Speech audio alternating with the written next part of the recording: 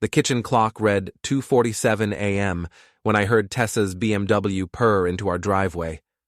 I sat in the darkness at our granite breakfast bar, nursing my third cup of coffee, watching her fumble with her keys through the window.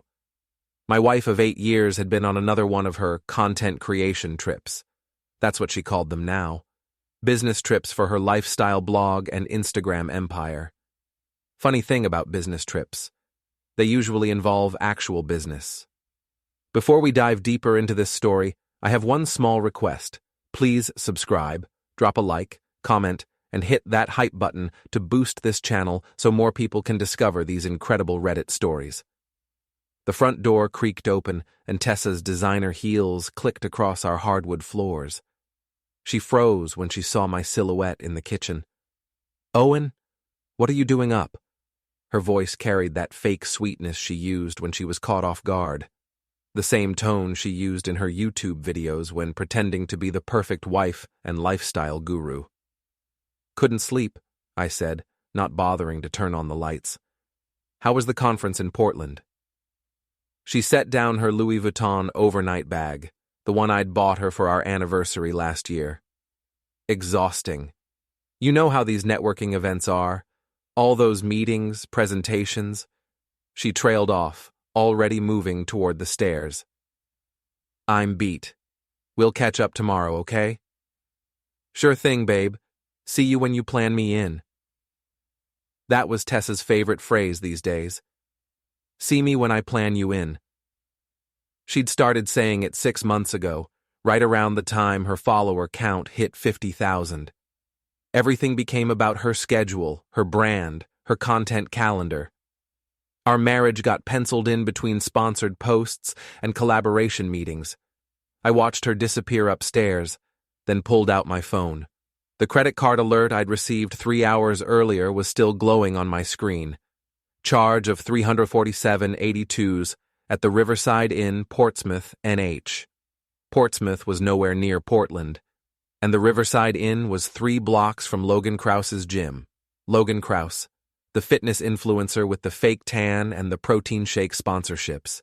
The guy who'd been liking every single one of Tessa's posts for the past 4 months, leaving comments like, "Looking amazing as always," and "Power couple goals." I opened our shared iCloud photo stream, something Tessa had forgotten we'd set up years ago. Her phone automatically uploaded every picture she took. Most were the usual influencer nonsense, perfectly arranged coffee cups, mirror selfies, sunset shots with inspirational quotes overlaid in cursive fonts. But there, buried between a photo of her acai bowl and a boomerang of her spinning in some hotel lobby, was a picture that made me freeze. It was a bathroom mirror selfie, the kind she took obsessively to document every outfit.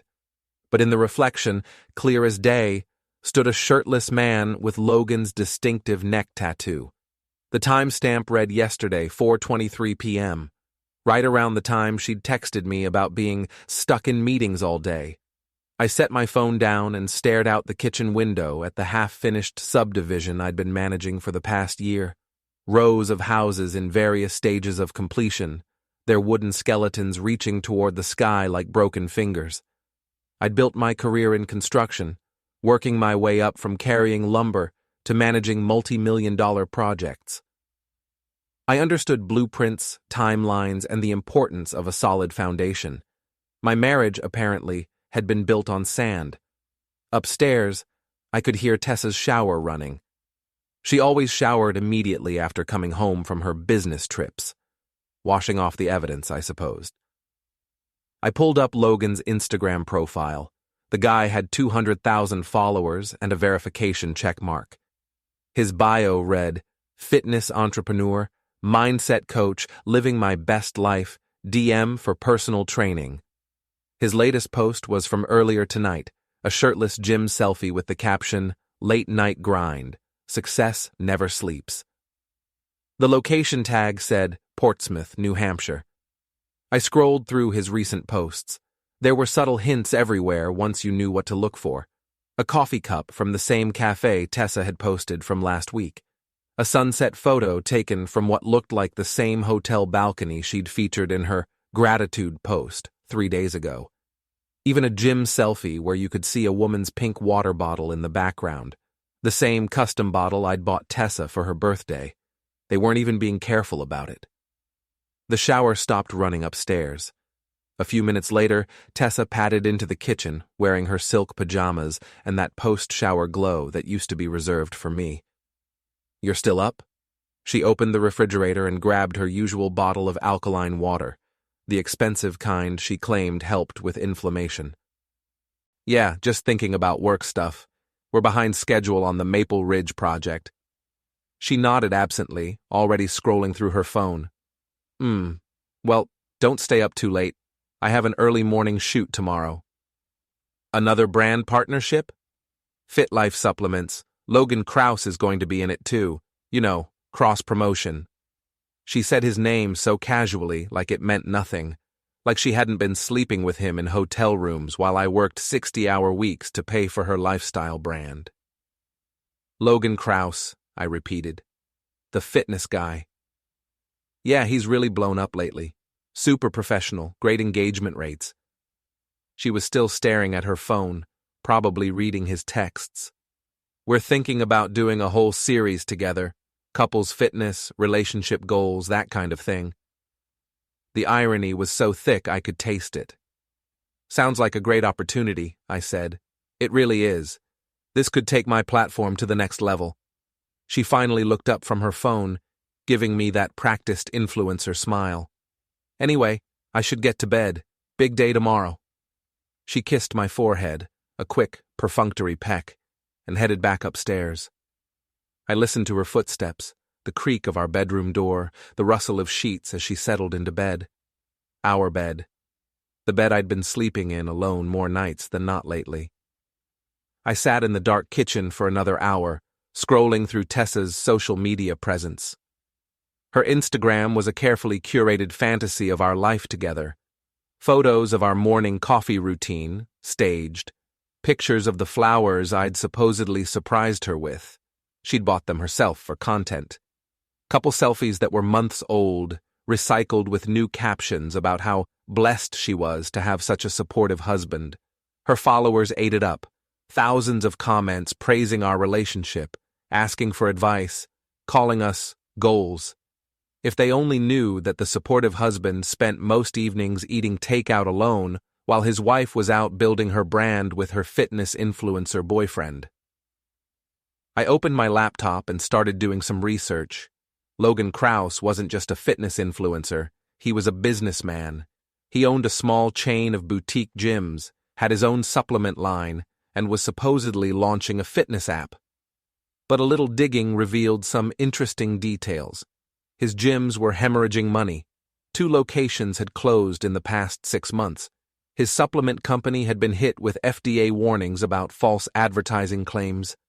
And according to public records, he was 3 months behind on rent for his remaining gym location.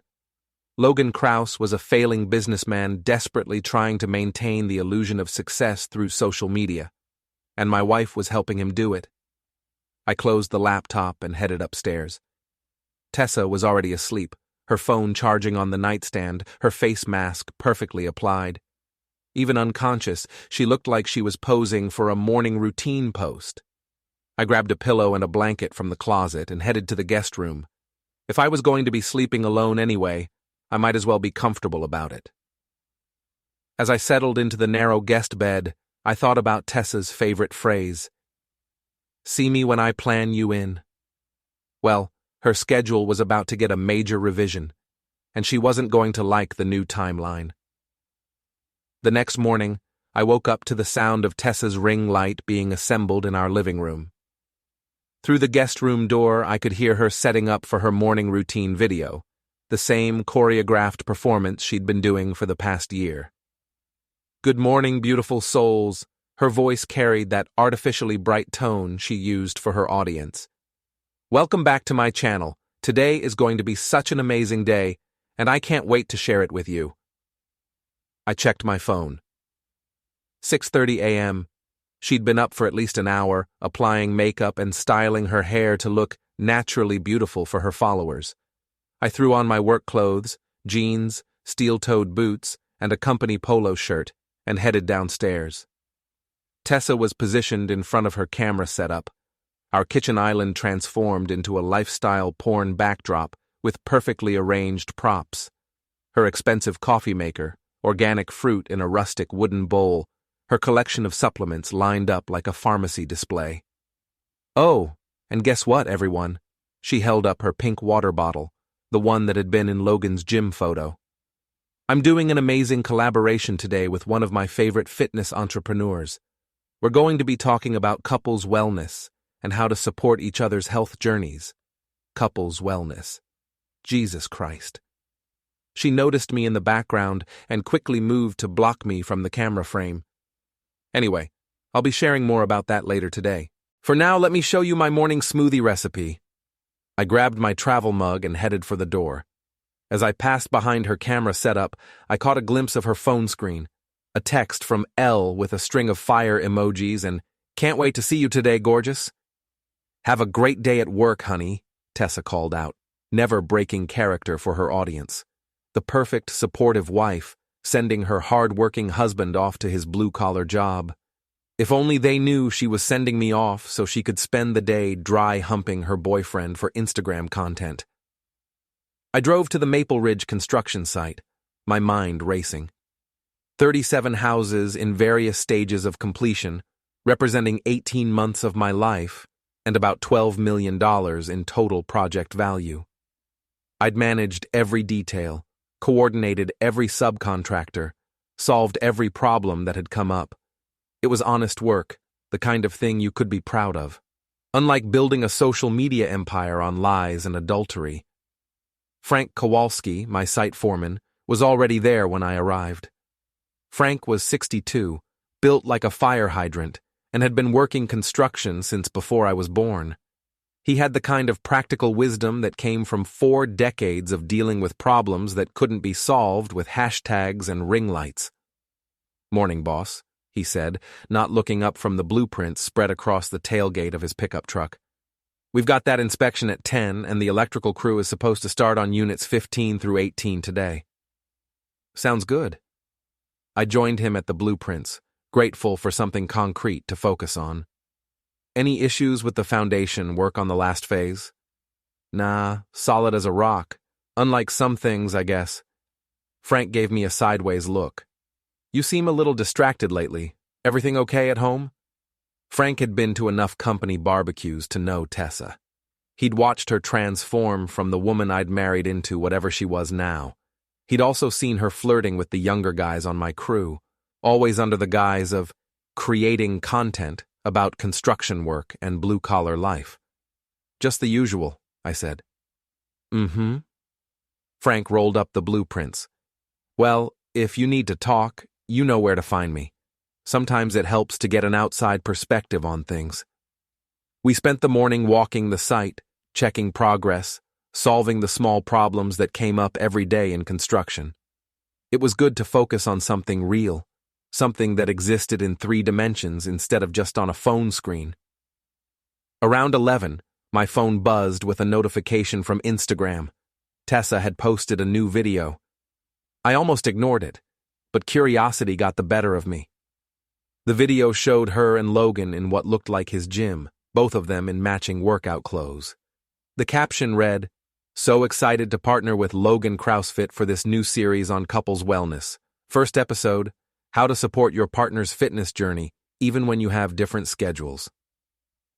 Link in bio for the full workout. Couples goals. Fitness motivation. Blessed. I watched 30 seconds of them doing synchronized squats and lunges, their bodies pressed together in ways that had nothing to do with proper exercise form. The comments were already rolling in. "You two have such great chemistry. Relationship goals. Where's your husband, Tessa? You and Logan look perfect together." That last comment had been deleted, but not before I saw it. I was about to put my phone away when it rang. The caller ID showed my bank's customer service number. "Mr. Whitman, this is Jennifer from First National. I'm calling about some unusual activity on your joint checking account." My stomach dropped. "What kind of activity?" "Well, There have been several large purchases in the past few weeks that seem out of pattern for your normal spending.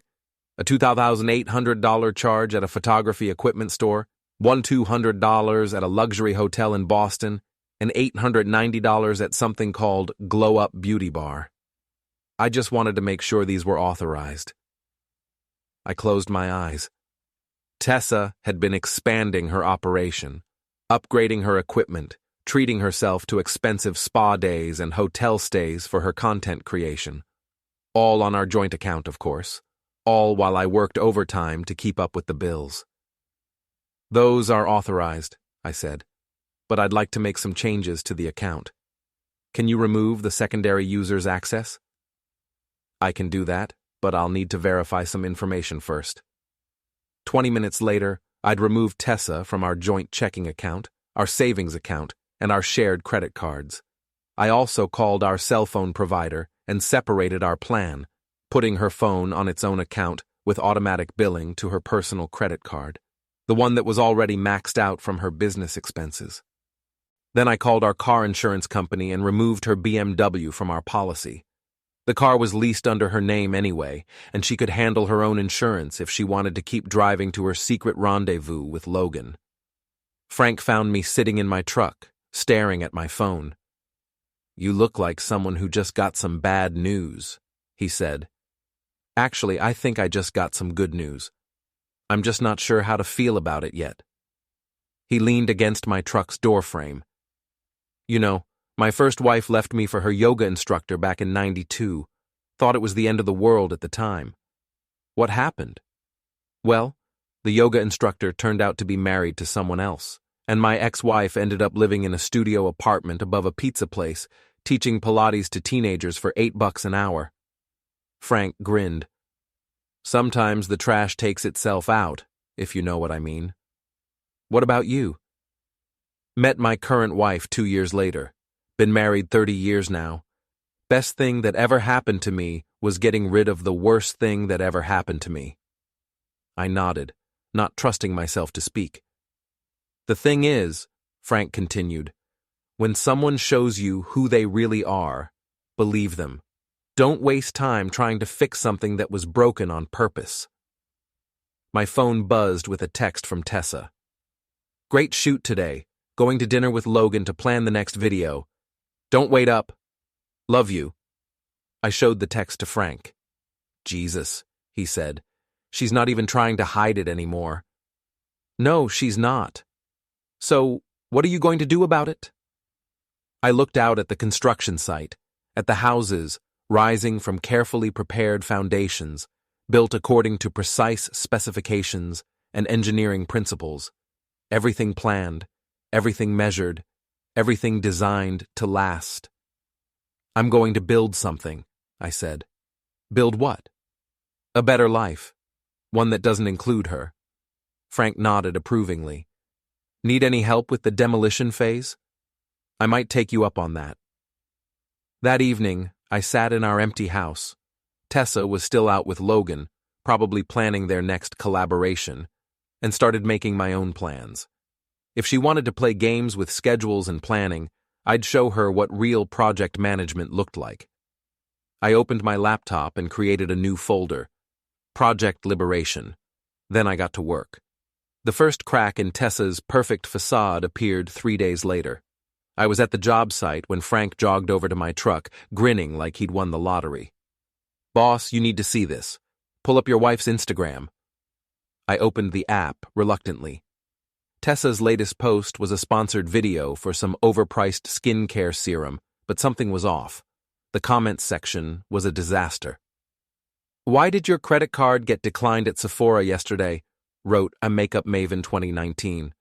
"Girl, your car insurance lapsed. Got a notice at the dealership when I was there," posted Local Mom 413. "Is everything okay? Your phone went straight to voicemail and then said the number was disconnected," commented a Tessa superfan.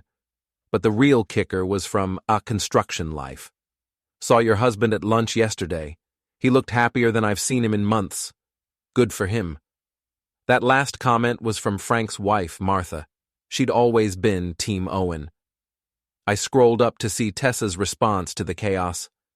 Hi everyone, just dealing with some boring banking stuff. You know how it is. Everything is perfectly fine. More exciting content coming soon. XOXO. The forced cheerfulness was practically bleeding through the screen. My phone rang. Tessa. Owen, what the hell is going on? Her voice had lost all traces of its usual artificial sweetness. My card got declined at the grocery store. My phone services cut off, and I just got a notice that my car insurance was canceled. Sounds like you need to get your finances organized, I said calmly. My finances? These are our joint accounts. Were our joint accounts. I made some changes. Silence. I could practically hear her brain processing this information. You can't just cut me off like this. I have a business to run. Then run it, with your own money. Owen, this is ridiculous. We need to talk about this like adults. I agree. When can you fit me into your schedule? Another pause. What's that supposed to mean? Well, according to your calendar, you're pretty booked up these days. Lots of business meetings, collaboration sessions, networking events. I let the words hang in the air. I don't know what you're implying, but I'm not implying anything, Tessa. I'm stating facts. You've been busy building your brand with Logan Krause. I figured you'd want to handle your own expenses from now on. The silence stretched so long I thought the call had dropped. We'll talk about this when I get home, she finally said. Sure. See you when you plan me in. I hung up and turned back to Frank, who had been pretending not to eavesdrop while clearly hanging on every word. That sounded productive, he said. Just getting started. That afternoon, I drove to the Last Nail, the dive bar where most of the local construction crews hung out after work. It was the kind of place where everyone knew everyone else's business, and news traveled faster than gossip at a church social. I ordered a beer and sat at the bar next to Tommy Ricci, who ran electrical work for half the contractors in town. Tommy's wife was deep into the local social media scene, not quite at Tessa's level, but connected enough to know all the drama. Hey, Owen, Tommy said. Linda was asking about Tessa yesterday. Said she saw her at that new gym downtown, the fancy one with the Instagram guy. Logan Krause's place? Yeah, that's the one. Linda said they looked pretty cozy. Lots of touching and giggling during their workout. Tommy made air quotes around the word workout. Course, Linda's always got her nose in everyone's business, so who knows? Linda's got good instincts, I said. That she does. Tommy took a long pull of his beer. You know, that Logan guy came by my shop last week, asking about getting some electrical work done at his gym. Wanted me to do it on credit. Said he was waiting for some big sponsorship deal to come through. Did you do the work? Hell no. Guy's got bad debt written all over him. Fancy car, expensive clothes, but his credit card got declined when he tried to buy a pack of gum at the gas station. Tommy shook his head. All flash, no cash. You know the type. I knew exactly the type. Speaking of flash and no cash, Tommy continued. Linda heard through her friend Carla, you know Carla, lives next door to you guys, that there's been some drama in your neighborhood lately. Carla Morrison was our next-door neighbor and the unofficial surveillance system for our entire street. The woman could spot a suspicious package delivery from 3 houses away and had opinions about everyone's landscaping choices. What kind of drama? Well, apparently your wife's been having some car trouble. Carla saw her arguing with some tow truck driver yesterday, something about her insurance being canceled. Then she saw her getting picked up by that Instagram fitness guy in his fancy BMW. Of course, Carla had seen all of this.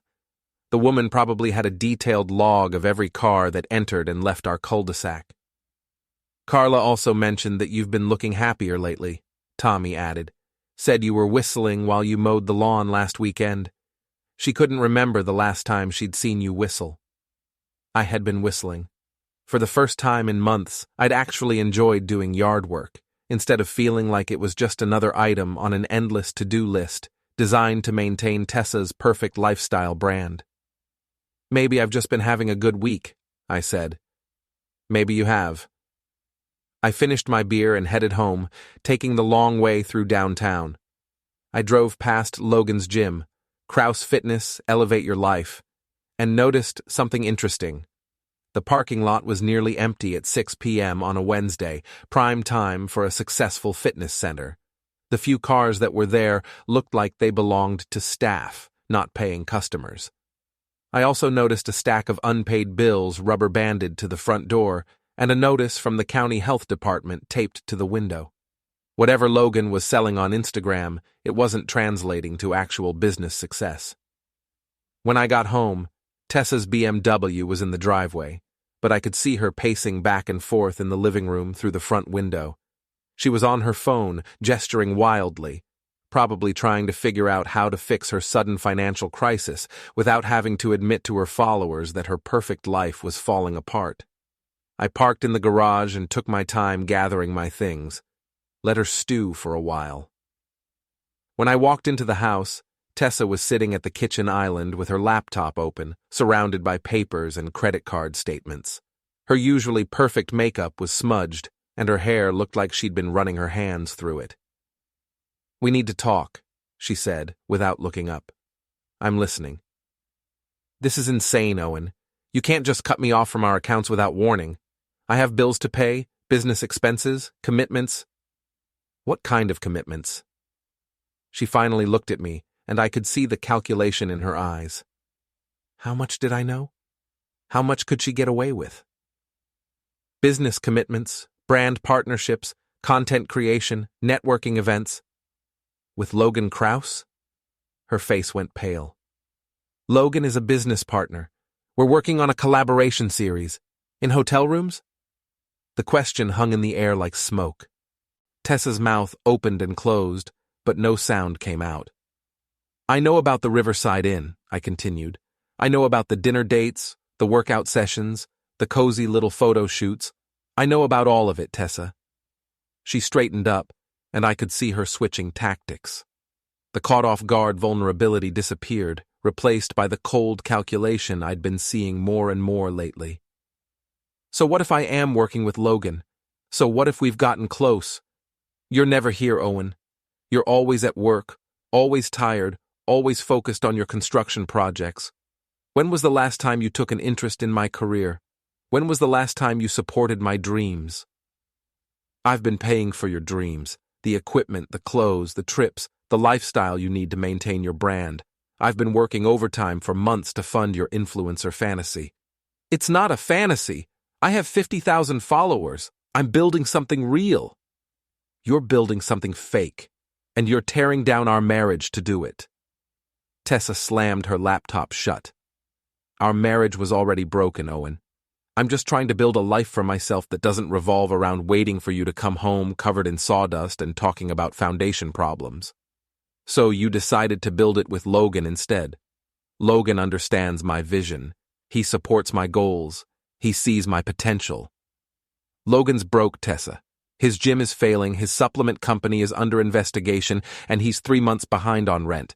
He doesn't see your potential. He sees your credit cards." Her face flushed red. "That's not true." "It's completely true. You want to support his vision? Start with his overdue bills." I pulled out my phone and showed her the photos I'd taken of Logan's gym earlier, the empty parking lot, the unpaid bills, the health department notice. "Your business partner is using you, Tessa. He's using your money, your connections, and your platform to try to save his failing business, and you're so desperate for someone to validate your influencer dreams that you can't see it." She stared at the photos, and I watched the realization dawn on her face. Then she shook her head, as if she could reject reality through sheer force of will. "You're just jealous," she said. "You're jealous that I'm building something bigger than this suburban housewife life you want me to live." "I'm not jealous, Tessa. I'm done." "Done with what?" "Done with funding your affair. Done with pretending our marriage is working. Done with being scheduled into your life when it's convenient for you." She stood up, her hands shaking. "You can't be serious. I've never been more serious about anything in my life.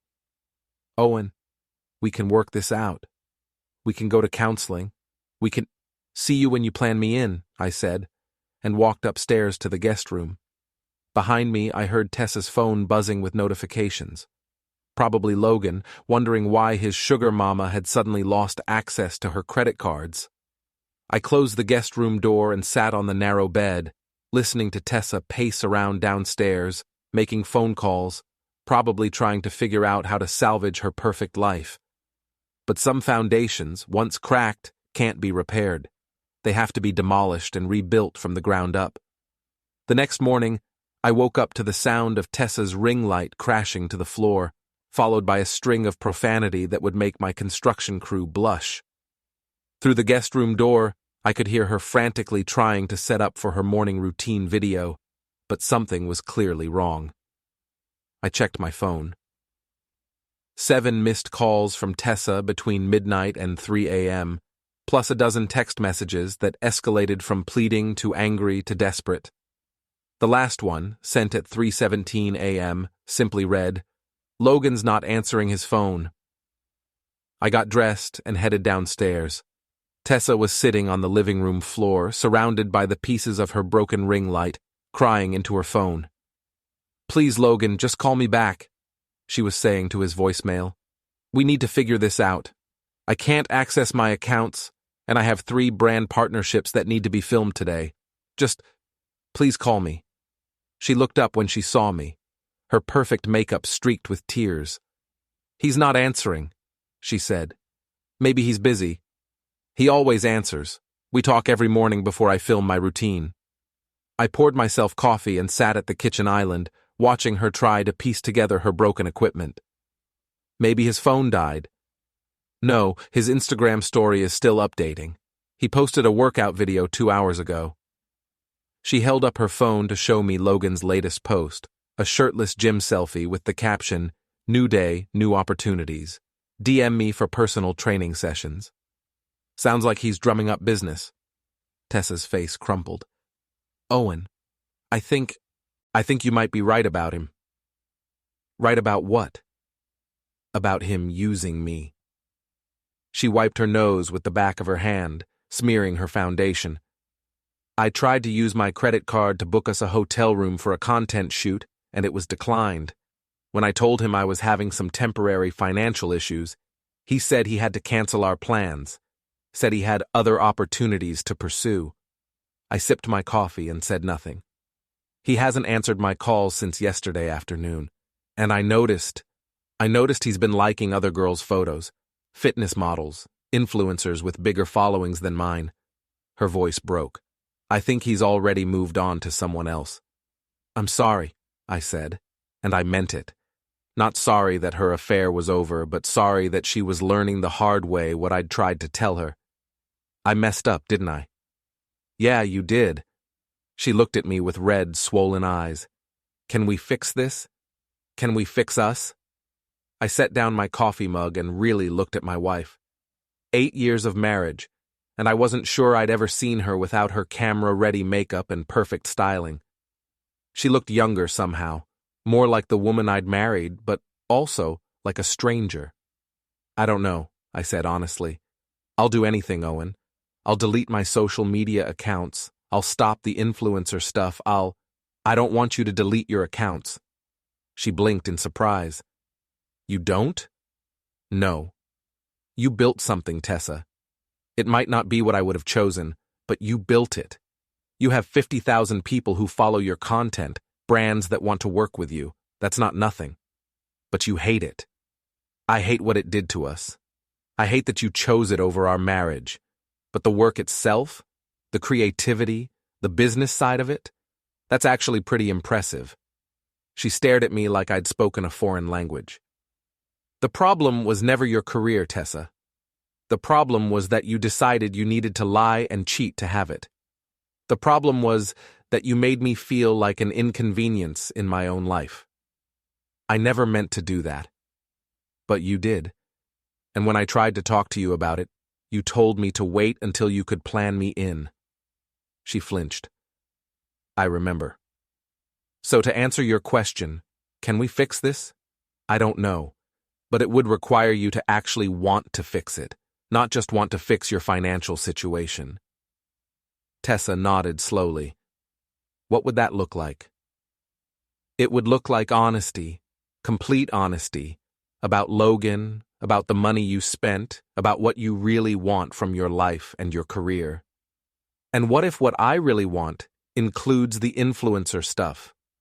Then we figure out how to make that work without it destroying our marriage. But it has to be we, Tessa. It can't be you making all the decisions and expecting me to fund them and stay out of the way. She was quiet for a long moment, picking at the pieces of her broken ring light. I don't know if I know how to do that anymore, she said finally. Do what? Be married. Be part of a we. I've been thinking like a single person for so long, making all my decisions based on what's best for my brand, my image, my career. She trailed off. I think I forgot how to be someone's wife. It was the most honest thing she'd said to me in months. That's something we could work on, I said, if you want to. I do want to. But Owen, I need you to know. I can't just go back to being a housewife who posts pictures of her morning coffee and talks about how blessed she is. I need more than that. I know. And I need more than being treated like a walking ATM who occasionally gets penciled in for dinner. She almost smiled at that. I guess we both have some work to do. Yeah, we do. My phone buzzed with a text from Frank. Inspection moved up to 9 a.m. Need you here ASAP. I stood up and grabbed my keys. I have to get to work. We can continue this conversation tonight. Okay. Tessa looked around at the mess of broken equipment and scattered papers. I guess I'll figure out how to clean up this disaster. Which disaster? The ring light or the rest of it? All of it. I was halfway to the door when she called my name. Owen? Yeah? Logan posted something on his story this morning. He's at some fancy restaurant with a girl who has like 300,000 followers. They're holding hands. I turned back to look at her. How do you feel about that? Honestly, relieved and stupid, but mostly relieved. She wiped her eyes again. I think I was in love with the idea of him more than him, you know? The idea of someone who understood my world, who could help me grow my platform, who made me feel exciting and important. And now? Now I realize that what I actually wanted was for my husband to make me feel that way. I nodded. That's something we can work on too. If we decide to work on it. If we decide to work on it, I agreed. I left her sitting in the wreckage of her morning routine setup and drove to the job site. Frank was waiting with the building inspector, a clipboard full of items to check off, and a thermos of coffee strong enough to wake anyone. Everything okay at home? He asked as we walked toward the first house on the inspection list. Getting there, I said. Good. Martha was worried about you. She likes your wife, but she's been saying for months that something seemed off. Martha's got good instincts. That she does. She also said to tell you that if you need anything, a place to stay, someone to talk to, help moving furniture, just ask. I smiled. Thanks, Frank. I think we're going to try to work things out, but it's good to know I've got backup. Always, boss. Always. We spent the morning going through the inspection checklist, marking off completed items, identifying problems that needed to be fixed. It was methodical, systematic work, the kind of thing that had clear standards and measurable outcomes, unlike marriage, which seemed to require a lot more improvisation. Around noon, my phone buzzed with a notification from Instagram. Tessa had posted something new. The photo showed her sitting on our living room floor, surrounded by broken equipment, no makeup, hair in a messy ponytail. The caption read, "Real talk, beautiful souls. Sometimes life gets messy. Sometimes the things you thought you wanted turn out to be different from what you actually needed. Sometimes you have to break down before you can build back up. I'm taking a break from my regular content to figure some things out, but I wanted to be honest with you about where I'm at right now. Thank you for your patience while I get my life back on track. More real content coming soon. XOXO, T. The comments were already pouring in. Most were supportive, but I noticed that Logan hadn't liked the post. He was probably too busy with his new target to pay attention to his old one. I put my phone away and got back to work. There would be time later to figure out whether Tessa and I could rebuild what we'd broken. For now, I had houses to finish and a life to put back together. One foundation at a time. 2 weeks later, I was reviewing invoices in my site trailer when Frank knocked on the door, wearing the kind of grin that usually meant he had gossip too good to keep to himself. "Boss, you need to hear this," he said, settling into the folding chair across from my desk. Martha just got back from her book club, and apparently Carla Morrison had some very interesting news to share. I looked up from my paperwork. About what? About your boy Logan Krause and his latest business venture. Frank pulled out his phone and opened Facebook to Carla's latest post, a long, detailed account of what she'd witnessed that morning. Carla might have been the neighborhood busybody, but she was thorough in her reporting. According to Carla's post, she'd been walking her dog past Logan's gym around 7 a.m. when she saw 3 sheriff's deputies and a locksmith at the front door. Logan had been standing in the parking lot screaming into his phone about breach of contract and temporary setbacks, while the deputies supervised the locksmith changing the locks. "Evicted?" I asked. "Gets better," Frank said, scrolling down to Carla's follow-up comments. Apparently, Logan tried to convince the deputies that he had a big sponsorship deal coming through, that this was all a misunderstanding. One of the deputies, Martha knows him from church, told Carla later that Logan's landlord hadn't received rent in 4 months. I leaned back in my chair. 4 months. That takes his business problems back to right around the time he started getting cozy with Tessa. Funny how that timing works out, Frank agreed. But wait, there's more. Carla also mentioned that Logan's fancy BMW got repossessed yesterday. She saw it happen from her kitchen window. Jesus.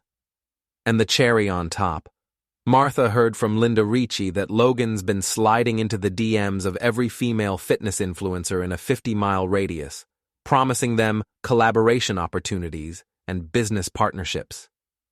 Frank made air quotes around the phrases. Apparently, he's got a whole system worked out. I thought about Tessa, sitting in our living room 2 weeks ago, crying because Logan had stopped answering her calls the moment her credit card stopped working. She'd been just another mark in his influencer romance scam. Has Tessa seen any of this? I don't know. But Martha said Carla was planning to share the Facebook post in that neighborhood moms group they're all in. You know, the one where they discuss everything from school board elections to who's not picking up their dog poop. I did know that group. Tessa had been kicked out of it 6 months ago for constantly promoting her brand partnerships and trying to recruit the other moms as followers. At the time, she'd been furious about it. Now it might actually protect her from some embarrassment. Speaking of Tessa, Frank continued, Martha said she saw her at the grocery store yesterday. Said she looked different. Different how? Happier, I guess. More relaxed. Like she wasn't performing for an audience. Frank paused. Martha also said she was buying actual food instead of those weird organic supplements and photogenic vegetables she usually gets. That made me smile. For the past 2 weeks, Tessa had been cooking real meals, not the Instagram-worthy smoothie bowls and perfectly plated salads she used to make for content. Last night, she'd made meatloaf and mashed potatoes, and we'd eaten it at our kitchen table instead of her usual setup with the ring lights and camera equipment. "How are things going with you two?" Frank asked. "Better. Not perfect, but better. We're talking more. Actually talking. Not just coordinating schedules and discussing her content calendar. That's good to hear. She's still doing the influencer stuff, but she's been more realistic about it. Less obsessed with going viral, more focused on actually helping people. And she's been including me in her decisions instead of just expecting me to fund them." Frank nodded approvingly. "Sounds like she learned something from the whole Logan situation." "Yeah, I think she did. She realized that building a brand on lies and fake relationships doesn't actually build anything sustainable. My phone buzzed with a text from Tessa. "Can you come home for lunch? I want to show you something." "Speaking of which," I said, standing up and grabbing my keys, "I'm needed at home." "Go on," Frank said. "I'll hold down the fort here." I drove home wondering what Tessa wanted to show me. Over the past 2 weeks, she'd been full of surprises, some good, some awkward, as we both tried to figure out how to be married to each other again. I found her in the living room, but instead of her usual content creation setup, she had her laptop open on the coffee table, surrounded by notebooks, printed emails, and what looked like a business plan. "Hey," she said, looking up with a smile that seemed genuinely excited rather than performed. "Thanks for coming home." "What's all this?" "Sit down. I want to run something by you." I settled onto the couch next to her, close enough to see her laptop screen. She had a spreadsheet open, a detailed breakdown of her social media analytics, engagement rates, and revenue from brand partnerships. "I've been thinking about what you said," she began. "About building something real instead of just chasing followers and viral moments. And I realize that I actually do have something real. I just haven't been treating it like a real business." She turned the laptop toward me. "Look at these numbers. I have 52,000 followers across all platforms. My engagement rate is 8.3%, which is actually really good for my follower count. And in the past year, I've generated $47,000 in revenue from brand partnerships and affiliate marketing." I looked at the numbers, genuinely impressed. I had no idea it was that much. Neither did I, until I actually sat down and tracked it properly. I was so focused on growing my follower count and creating viral content that I wasn't paying attention to the actual business metrics. She flipped to another page in her notebook. "So I've been researching what it would take to turn this into a legitimate business. Not just posting random sponsored content, but actually building a brand around something I'm genuinely passionate about." "What are you passionate about?"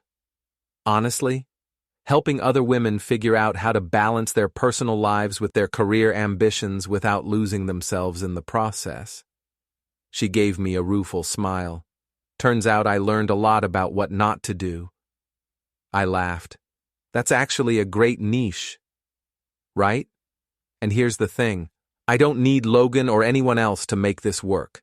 I already have the audience, I have the experience, and now I have the hard-learned wisdom about what happens when you prioritize your brand over your relationships." She showed me her business plan, a detailed outline for repositioning her social media presence around work-life balance, relationship health, and sustainable success. It included partnerships with legitimate businesses, a potential podcast, and even a workshop series for women trying to start their own ventures. "This is really impressive, Tessa. You put a lot of thought into this."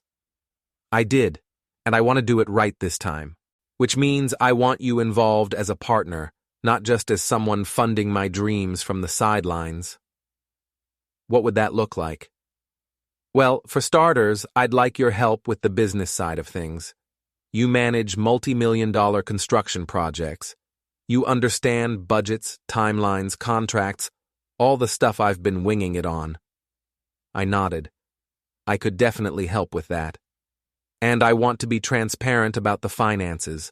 Separate business accounts, clear budgets, regular check-ins about how things are going, no more surprise charges on your credit cards."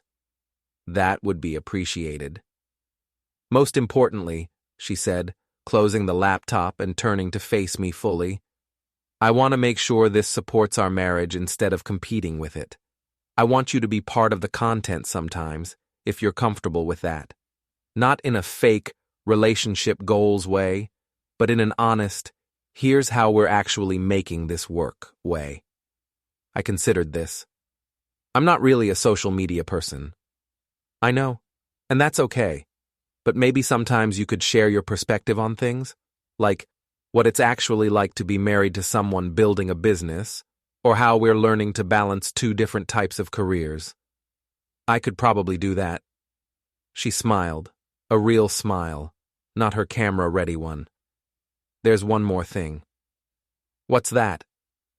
I want to address the Logan situation publicly. Not in a dramatic way, but honestly. I want to talk about what happened, what I learned from it, and how we're moving forward. I think it could actually help other people who might be in similar situations.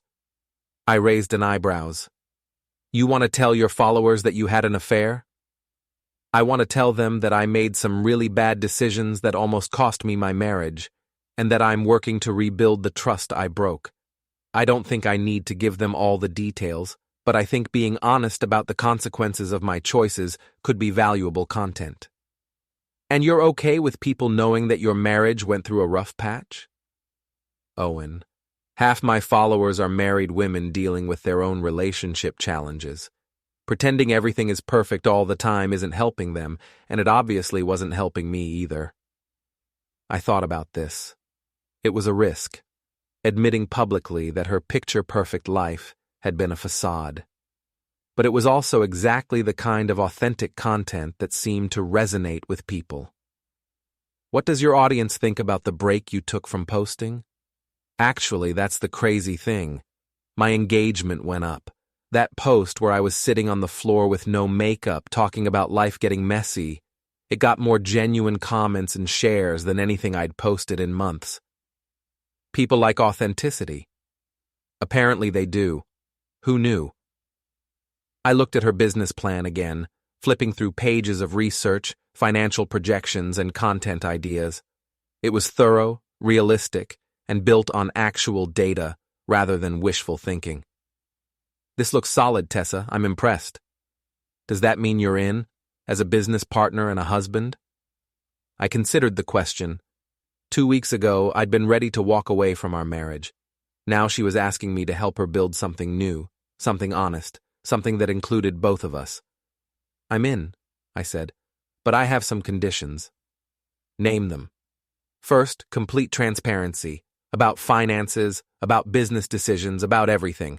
No more surprises. Agreed. Second, our marriage comes first. If the business starts taking over our lives again, we scale it back. Absolutely. And third, if you ever schedule me into your life again instead of just including me in it, I'm out. Permanently. She reached over and took my hand. Owen, I never want to go back to the way things were. I never want to be the person I was when I was with Logan. I never want to prioritize my image over my actual life again. Good, because that person was exhausting to be married to. She laughed. I bet she was. I squeezed her hand. So when do we start? How about right now? I was thinking we could film a video together. Nothing fancy, just us talking about what we've learned and where we're going from here. Right now? Why not? We're both here. We're both dressed like actual humans instead of Instagram models, and we have something real to say. I looked around our living room. No ring lights, no perfect staging, no carefully arranged props. Just us, sitting on our couch, holding hands, and talking about our future. Okay, I said. Let's build something real. She set up her phone on the coffee table, pressed record, and for the first time in months, we talked to her audience together. Not as a performance, but as a real conversation between two people who'd almost lost each other and were working to find their way back. It wasn't perfect. We stumbled over words, laughed at ourselves, and had to restart twice when I forgot I was being recorded and swore about a work problem. But it was honest. And for the first time since Tessa had started building her influencer empire, it felt like we were building something together instead of her building something while I watched from the sidelines. When we finished recording, Tessa looked at the video and shook her head. This is either going to be a complete disaster or the best thing I've ever posted, she said. Either way, it's the truth. Yeah, she agreed. It is. She uploaded the video with a simple caption. Starting over, together, more real content coming soon. Within an hour, it had more likes and comments than anything she'd posted in months. Turns out people were hungry for authenticity. Who knew? 6 months later, I was reviewing the final inspection reports for the Maple Ridge project when my phone buzzed with a notification I'd been waiting for. Tessa's business account had just hit 6 figures in annual revenue, a milestone we'd been working toward since she'd restructured her entire approach to social media. I walked out of my site trailer to find Frank installing the last mailbox on the final house in the subdivision. 37 homes, completed on time and under budget, ready for their new families. "That's it, boss," Frank said, stepping back to admire his work. "Project complete." Feels good, doesn't it? Always does. What's next? The Riverside development. 42 houses starting next month. I paused. Actually, I wanted to talk to you about that. How would you feel about a promotion? Project supervisor, your own crew, profit sharing on completions? Frank's face lit up. Are you serious? Absolutely serious. You've earned it, and I'm expanding the business. Tessa's been helping me with the administrative side. Turns out those organizational skills she used for content planning translate pretty well to construction project management. Martha's going to be over the moon. She's been telling everyone at church that your wife is the smartest woman she knows. Martha's not wrong. I headed home, taking the route that led past the empty lot where Logan's gym used to be. The space had been converted into a family restaurant, the kind of place that would actually serve the community instead of just looking good on Instagram. Logan himself had disappeared from social media entirely about 4 months ago, after a local news station had run an investigative piece about fitness influencers scamming their followers. Apparently, Tessa hadn't been his only victim. The reporter had interviewed 6 other women who'd been romanced by Logan while he spent their money on maintaining his fake lifestyle. Tessa had been interviewed for the piece too, but she'd handled it with a grace and honesty that had actually boosted her credibility.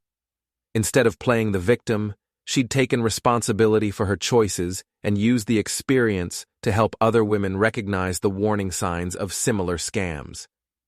The interview had gone viral, not in the shallow 15 minutes of fame way she used to chase, but in a meaningful way that had brought her speaking opportunities, consulting gigs, and a book deal with a legitimate publisher. When I got home, I found Tessa in our converted home office, formerly her content creation studio, working on her laptop while simultaneously managing a video call with 3 other women entrepreneurs. She'd launched a mentorship program for women starting online businesses, focusing on sustainable growth and authentic branding. She saw me come in and held up one finger, the universal, "give me 1 minute" gesture. But unlike the old days, when that gesture meant I'd be waiting for hours while she chased the perfect shot, she actually wrapped up her call within 5 minutes. "Sorry," she said, closing her laptop. "We were going over the workshop curriculum for next weekend's event. How many people signed up?" 43. We had to move it to a bigger venue. I kissed her forehead. "That's amazing. How are you feeling about it?" "Nervous, excited, grateful." She stretched and looked around our office. "Sometimes I can't believe this is actually working." "Why wouldn't it work? You're helping people build real businesses instead of just chasing follower counts. There's a huge market for that." "I know, but after the Logan disaster, I wasn't sure anyone would trust me again." "People trust authenticity, Tessa, and you've been nothing but authentic since then." She smiled. "Even when it's uncomfortable. Especially when it's uncomfortable." That was one of the biggest changes in our relationship. Tessa's willingness to have difficult conversations instead of avoiding them or scheduling them for later. We'd been to couples counseling, had weekly check-ins about our goals and concerns, and learned how to disagree without one of us storming off to create content or work late at a construction site. "Speaking of authentic," she said, "I got an interesting call today." "From who?" "A producer from that morning show I used to dream about being on. They want me to come on and talk about rebuilding after public failure." I raised an eyebrow. "Are you going to do it?" "I don't know. On one hand, it's the kind of exposure that could really help the business. On the other hand, I'm not sure I want to be known as the influencer who had an affair and then wrote a book about it. What would you want to be known as?" She considered this.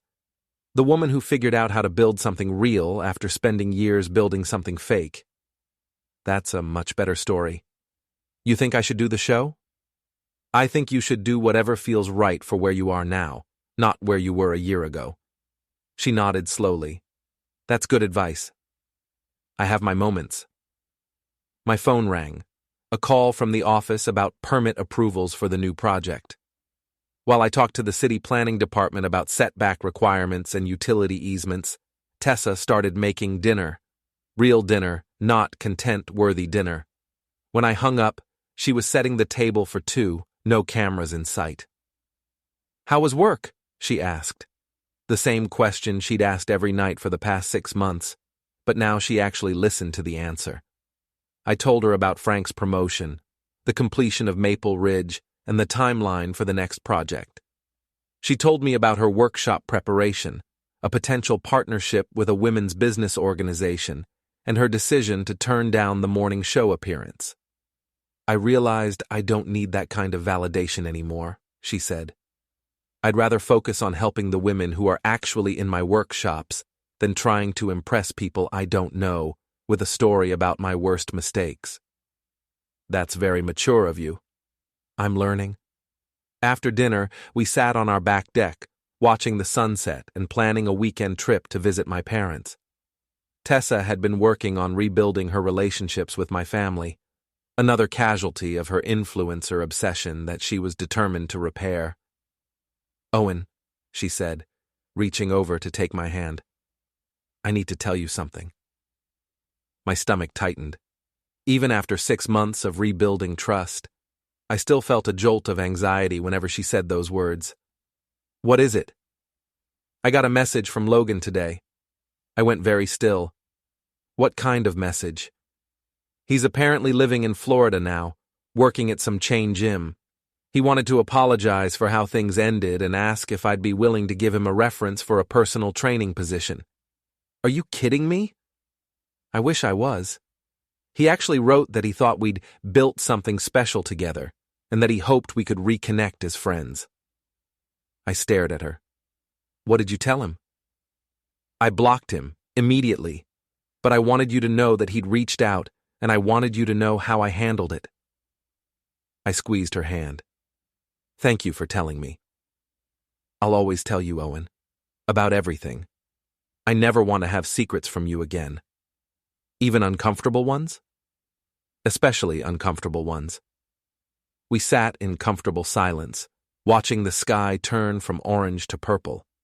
A year ago, we'd been living parallel lives in the same house, connected only by joint bank accounts and shared mortgage payments. Now we were actually partners, in business, in marriage, and in building a life that was real instead of just looking good on camera. I love you, Tessa said suddenly. I love you too. No, I mean I love you, the real you, not the version of you that fit into my content calendar. I love that you get sawdust in your hair and complain about permit delays and fall asleep watching construction shows on TV. I laughed. That's a very specific list. I spent so long trying to turn our life into content that I forgot to actually live it. I forgot to love the man I married instead of just the idea of being married. We both forgot a lot of things, but we remembered them. We did. As the stars came out, Tessa curled up against my side, and I thought about the past year. The discovery of her affair, the financial manipulation, the lies and broken trust, the painful process of deciding whether to rebuild or walk away, the slow, difficult work of learning how to be married to each other again. It hadn't been easy. There had been setbacks, arguments, moments when I'd wondered if we were just delaying the inevitable, but there had also been breakthroughs, genuine intimacy, and the gradual rebuilding of something stronger than what we'd had before. Owen? Yeah? Do you ever regret not leaving? When you found out about Logan, when everything fell apart, do you ever wish you'd just walked away? I considered the question seriously. Sometimes I wonder what would have happened if I had, but I don't regret staying. We built something better than what we had before. even though it was hard, especially because it was hard. The best construction projects are the ones where you have to solve problems, adapt the plans, figure out how to build on difficult terrain. Easy projects don't teach you anything. She laughed softly. Did you just compare our marriage to a construction project? I compare everything to construction projects. It's my default metaphor. I know. It's one of the things I love about you. What are the other things? That's a very long list. We might be here all night. I've got time. She tilted her head up to look at me. We've got time. And we did. All the time in the world, because we weren't scheduling each other anymore. We were just living our lives together, building something real on a foundation that had been tested and proven strong. It wasn't perfect. It wasn't Instagram-worthy. But it was ours, and it was honest, and it was built to last. 3 years later, Tessa's book, Building Authentic: How I Rebuilt My Life After Social Media Nearly Destroyed It, hit the New York Times bestseller list. Frank was running his own construction crew and had bought a house in the neighborhood we'd built. Logan Krause was still in Florida, still sliding into women's DMs, still chasing the influencer dream that had never been real to begin with. And Tessa and I were still here, still building, still choosing each other every day instead of just being married by default. Sometimes the best revenge is just living well. Sometimes the best blueprint is the one you draw together.